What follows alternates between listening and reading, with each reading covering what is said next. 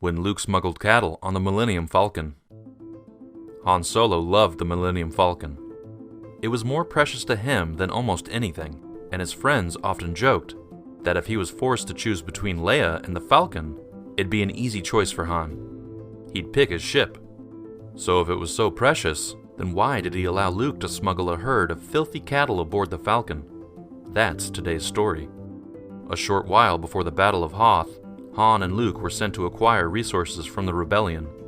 They were given enough money for the supplies, but Han had other ideas.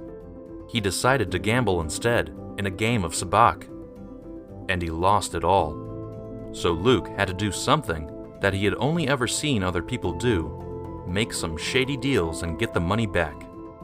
Under cover of darkness, Skywalker took on a role all too unfamiliar to him. In the confines of a seedy, crime-ridden bar, he talked with the locals. One particular Twi'lek was on a hunt for a pilot with a fast ship, a role perfect for Solo. The Twi'lek was desperate to get off-world for undisclosed reasons, and Luke did his best to smooth-talk him. The dark, dingy bar was suddenly illuminated when Luke agreed and asked to see the cargo, as he lifted his hood to reveal his face. As he went back to the Falcon, now grounded outside the bar, Luke had disappointing news for Han. The ship commission garnered just a little below the price they needed to recoup the rebel funds, by half. With 5,000 credits instead of 10,000, Han was enraged.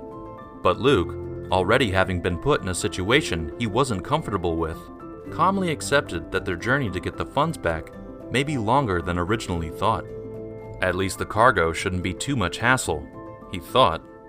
Shortly after takeoff, our heroes are seen crammed in the Falcon's cockpit with numerous animals, as the Twi'lek's cargo was in fact live cattle, Nerfs to be exact.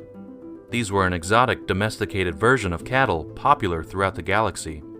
His anger was not subsiding anytime soon. His beloved ship had never seen any guest like this before. Again, Luke was calm, not because he was particularly confident in their plan, but mainly due to the fact that the animals shed and sneezed when frightened. That particular fact wasn't one that exactly calmed Han down, as they steadily shot away from the smuggling planet through space.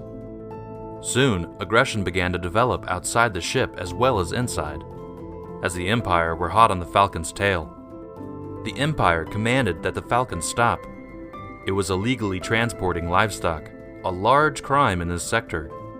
Luke was determined to complete the mission despite enemy fire. The reason the Nerfs had to be smuggled into the outer rim world of Labar in the first place was that the Empire was tightening their grip on these planets due to rebel allegiances. The Nerf milk was desperately needed there. The locals on Labar were starving and soon would die without someone providing much-needed rations. But Han didn't care. He didn't want to get in trouble with the Empire, not when he and Luke were wanted men for destroying the first Death Star. More bickering between the two rebels quickly followed, all the while surrounded by the livestock.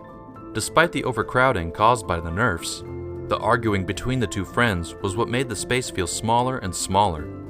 Somehow, the odd couple survived. Han flew circles around them while Luke shot them down. The pair then made a safe landing on Labar, a planet not too dissimilar to Luke's Dust Bowl home world of Tatooine. As Luke and Han stood outside the Falcon, watching the horde of smuggled Nerfs head out of the ship, Luke stood up for himself against Han, not in an aggressive way, but one in which he simply asked for recognition for saving both their lives.